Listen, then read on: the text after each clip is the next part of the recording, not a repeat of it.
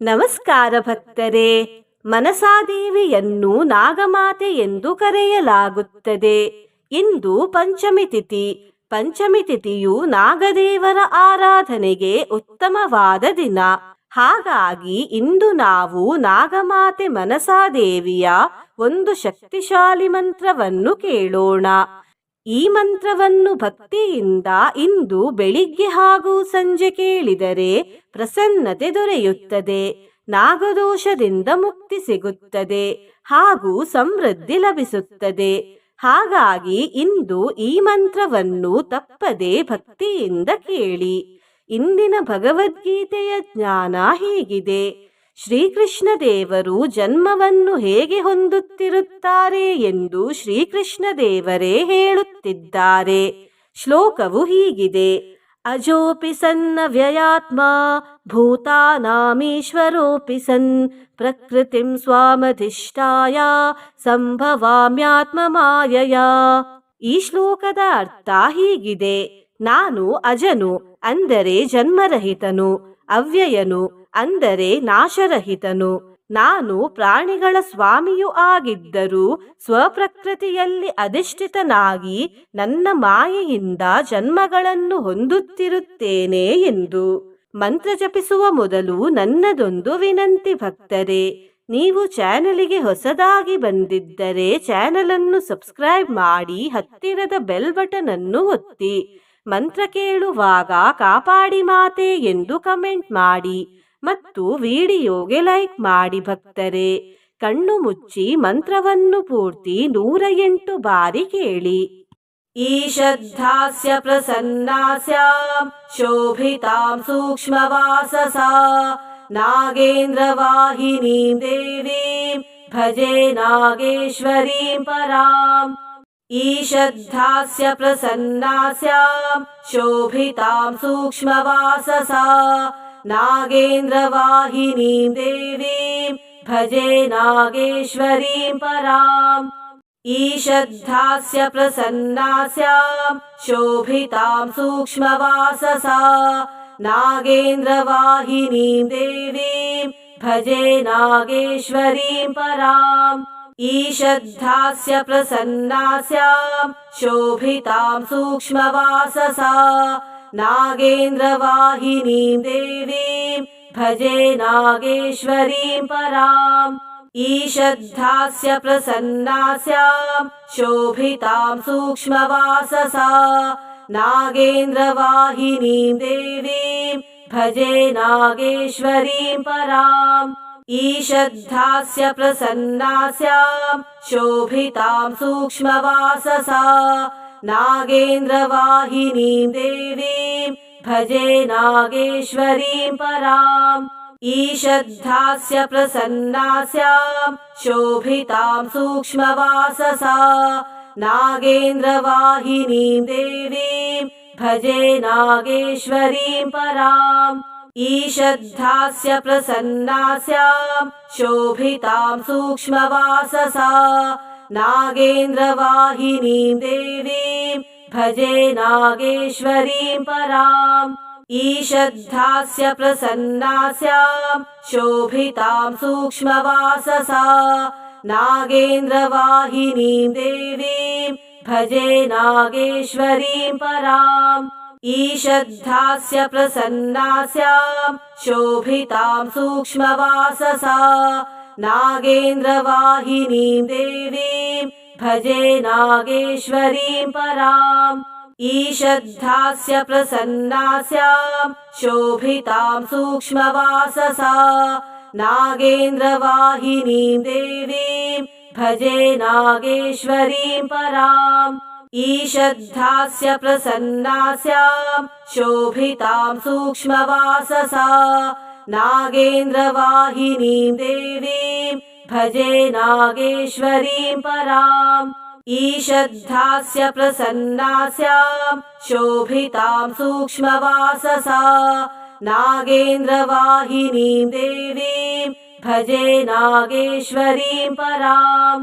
ಈಶದ್ಧಾಸ್ಯ ಪ್ರಸನ್ನಾಸ್ಯಾಂ ಶೋಭಿತಾಂ ಸೂಕ್ಷ್ಮವಾಸಸಾ ನಾಗೇಂದ್ರ ವಾಹಿನೀಂ ದೇವೀಂ भजे नागेश्वरीं पराम् ईषद्धास्य प्रसन्नास्यां शोभितां सूक्ष्मवाससा नागेन्द्रवाहिनीं देवीं भजे नागेश्वरीं पराम् ईषद्धास्य प्रसन्नास्यां शोभितां सूक्ष्मवाससा नागेन्द्रवाहिनीं देवीं भजे नागेश्वरीं पराम् ईषद्धास्य प्रसन्नास्यां शोभितां सूक्ष्मवाससा नागेन्द्रवाहिनीं देवीं भजे नागेश्वरीं पराम् ईषद्धास्य प्रसन्नास्यां शोभितां सूक्ष्मवाससा नागेन्द्रवाहिनीं देवीं भजे नागेश्वरीं पराम् ईषद्धास्य प्रसन्नास्यां शोभितां सूक्ष्मवाससा नागेन्द्रवाहिनीं देवीं भजे नागेश्वरीं पराम् ईषद्धास्य प्रसन्नास्यां शोभितां सूक्ष्मवाससा नागेन्द्रवाहिनीं देवीं भजे नागेश्वरीं पराम् ईषद्धास्य प्रसन्नास्यां शोभितां सूक्ष्मवाससा नागेन्द्रवाहिनीं देवीं भजे नागेश्वरीं पराम् ईषद्धास्य प्रसन्नास्यां शोभितां सूक्ष्मवाससा नागेन्द्रवाहिनीं देवीं भजे नागेश्वरीं पराम् ईषद्धास्य प्रसन्नास्यां शोभितां सूक्ष्मवाससा नागेन्द्रवाहिनीं देवीं भजे नागेश्वरीं पराम् ईषद्धास्य प्रसन्नास्यां शोभितां सूक्ष्मवाससा नागेन्द्रवाहिनीं देवीं भजे नागेश्वरीं पराम् ईषद्धास्य प्रसन्नास्यां शोभितां सूक्ष्मवाससा नागेन्द्रवाहिनीं देवीं भजे नागेश्वरीं पराम् ईषद्धास्य प्रसन्नास्यां शोभितां सूक्ष्मवाससा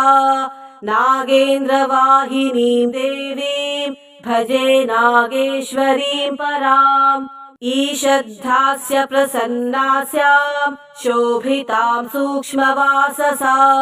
नागेन्द्रवाहिनीं देवीं भजे नागेश्वरीं पराम् ईषद्धास्य प्रसन्नास्यां शोभितां सूक्ष्मवाससा नागेन्द्रवाहिनीं देवीं भजे नागेश्वरीं पराम् ईषद्धास्य प्रसन्नास्यां शोभितां सूक्ष्मवाससा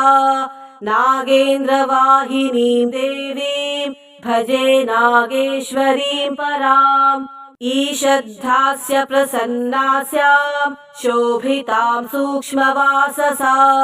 नागेन्द्रवाहिनीं देवीं भजे नागेश्वरीं पराम् ईषद्धास्य प्रसन्नास्यां शोभितां सूक्ष्मवाससा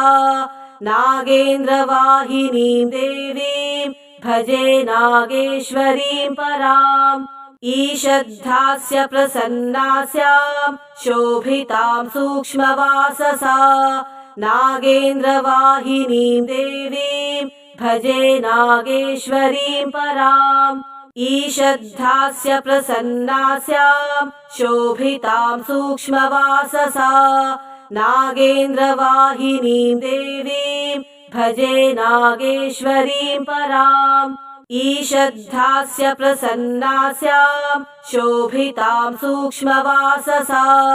नागेन्द्रवाहिनीं देवीं भजे नागेश्वरीं पराम् ईषद्धास्य प्रसन्नास्यां शोभितां सूक्ष्मवाससा नागेन्द्रवाहिनीं देवीं भजे नागेश्वरीं पराम् ईषद्धास्य प्रसन्नास्यां शोभितां सूक्ष्मवाससा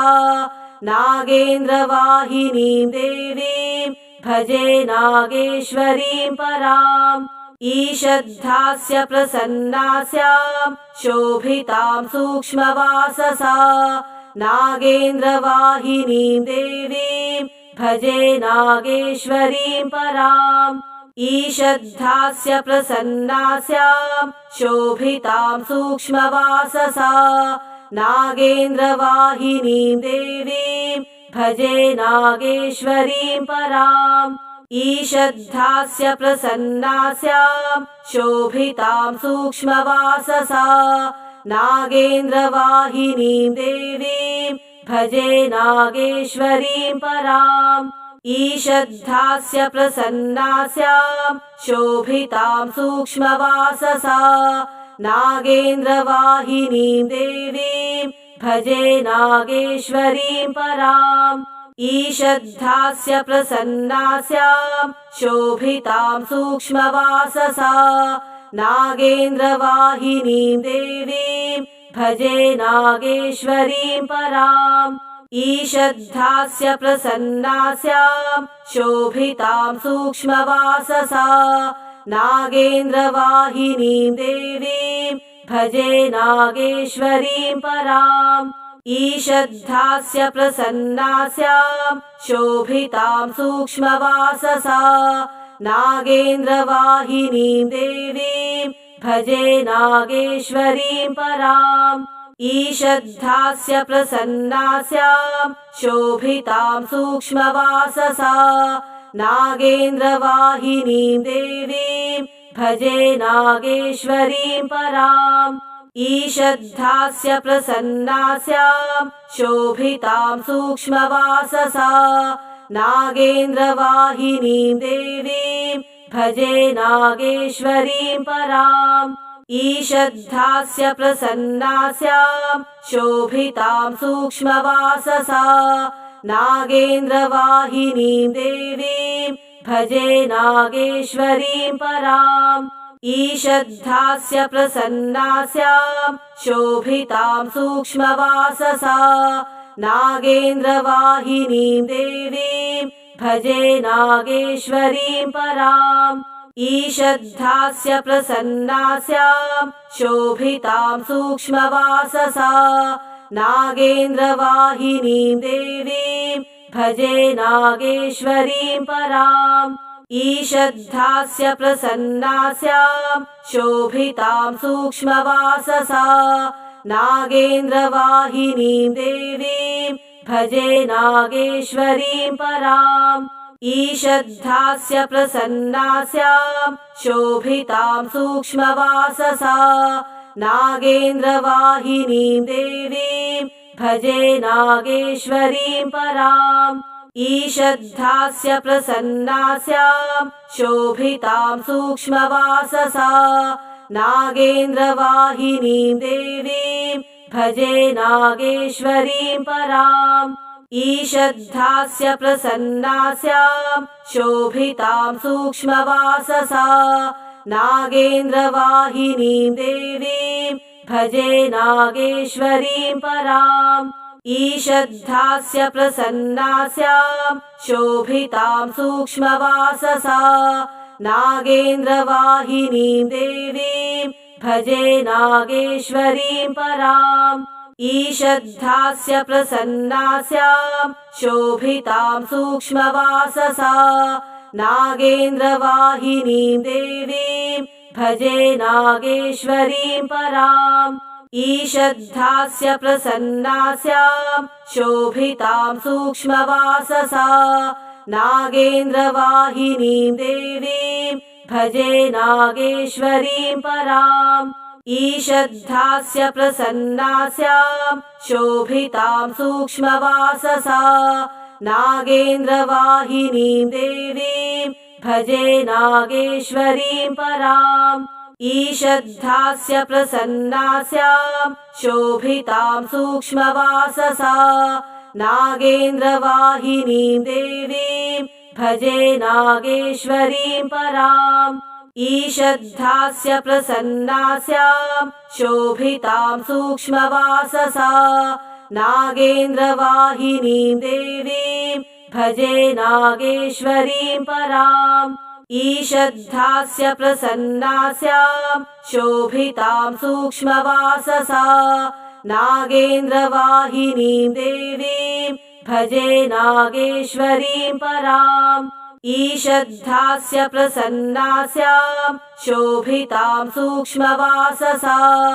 नागेन्द्रवाहिनीं देवीं भजे नागेश्वरीं पराम् ईषद्धास्य प्रसन्नास्यां शोभितां सूक्ष्मवाससा नागेन्द्रवाहिनीं देवीं भजे नागेश्वरीं पराम् ईषद्धास्य प्रसन्नास्यां शोभितां सूक्ष्मवाससा नागेन्द्रवाहिनीं देवीं भजे नागेश्वरीं पराम् ईषद्धास्य प्रसन्नास्यां शोभितां सूक्ष्मवाससा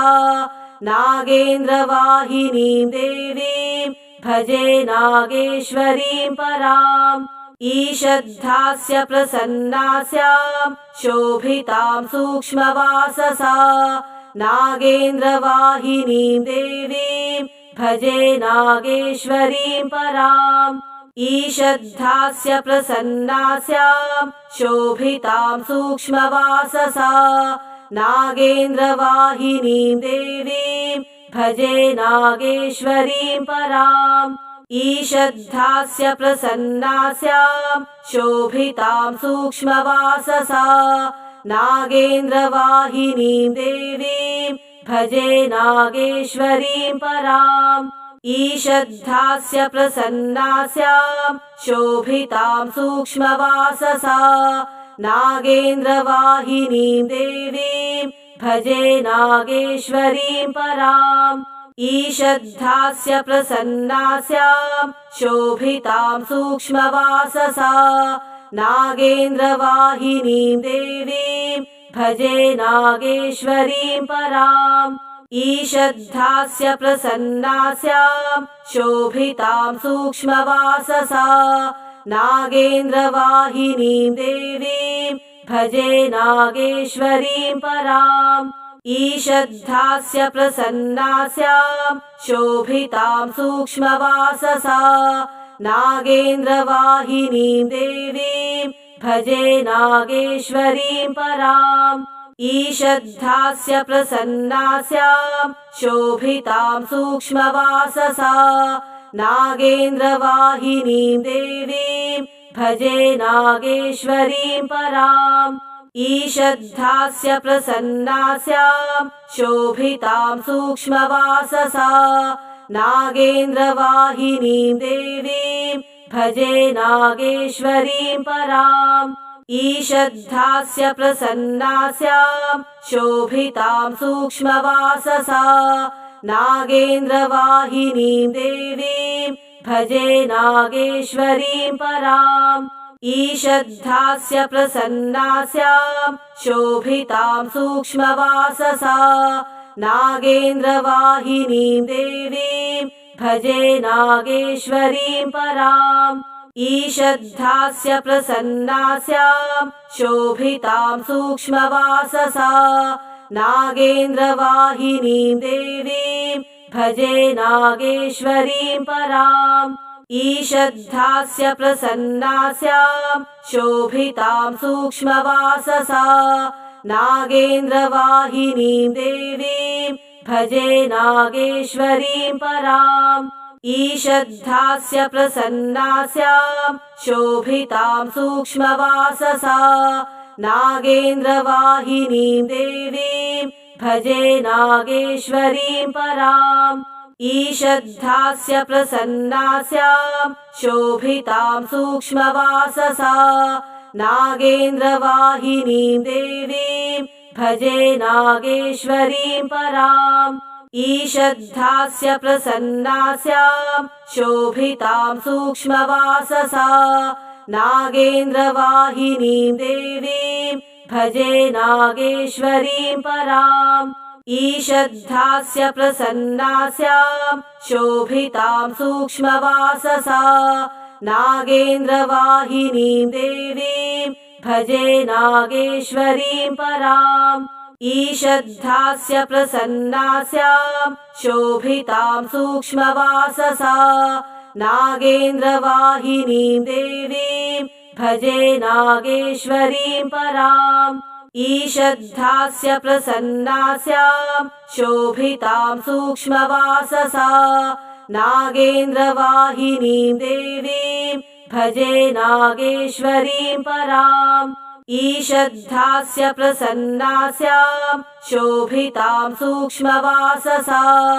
नागेन्द्रवाहिनीं देवीं भजे नागेश्वरीं पराम् ईषद्धास्य प्रसन्नास्यां शोभितां सूक्ष्मवाससा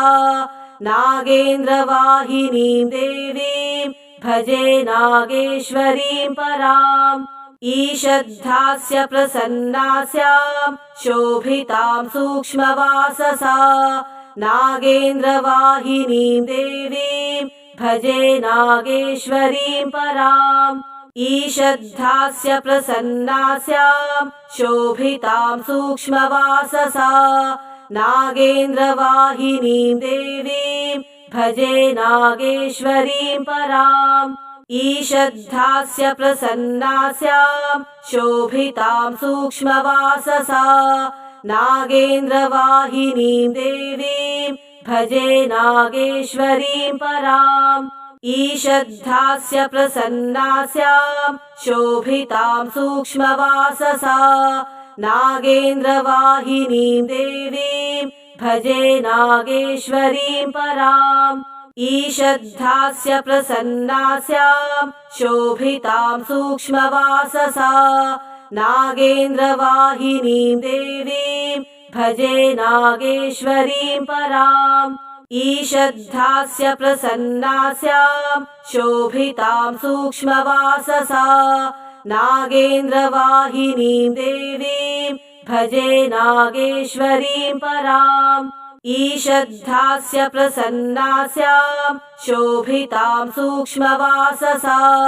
नागेन्द्रवाहिनीं देवीं भजे नागेश्वरीं पराम् ईषद्धास्य प्रसन्नास्यां शोभितां सूक्ष्मवाससा नागेन्द्रवाहिनीं देवीं भजे नागेश्वरीं पराम् ईषद्धास्य प्रसन्नास्यां शोभितां सूक्ष्मवाससा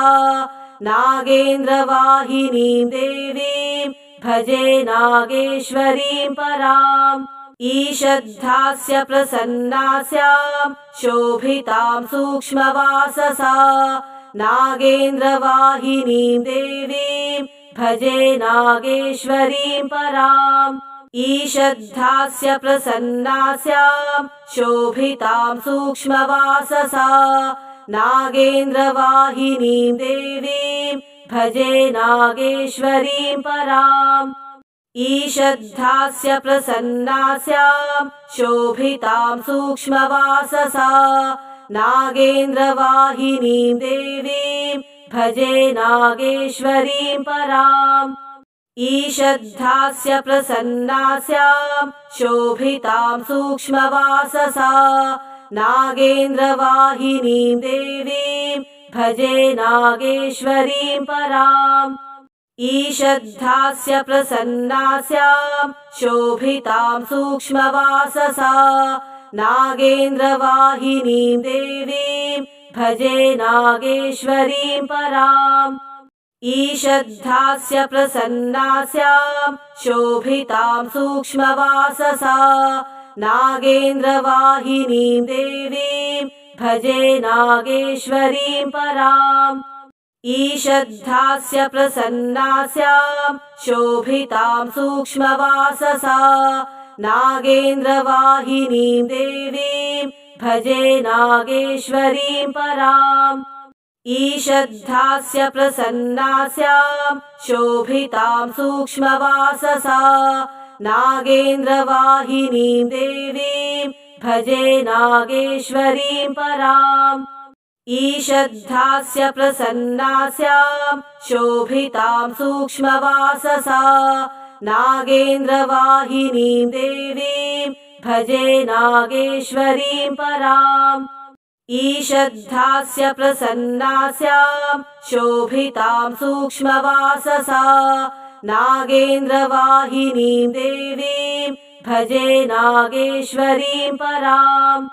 ईषद्धास्य प्रसन्नास्यां शोभितां सूक्ष्मवाससा नागेन्द्रवाहिनीं देवीं भजे नागेश्वरीं पराम् ईषद्धास्य प्रसन्नास्यां शोभितां सूक्ष्मवाससा नागेन्द्रवाहिनीं देवीं भजे नागेश्वरीं पराम् ईषद्धास्य प्रसन्नास्यां शोभितां सूक्ष्मवाससा नागेन्द्रवाहिनीं देवीं भजे नागेश्वरीं पराम् ईषद्धास्य प्रसन्नास्यां शोभितां सूक्ष्मवाससा नागेन्द्रवाहिनीं देवीं भजे नागेश्वरीं पराम् ईषद्धास्य प्रसन्नास्यां शोभितां सूक्ष्मवाससा नागेन्द्रवाहिनीं देवीं भजे नागेश्वरीं पराम्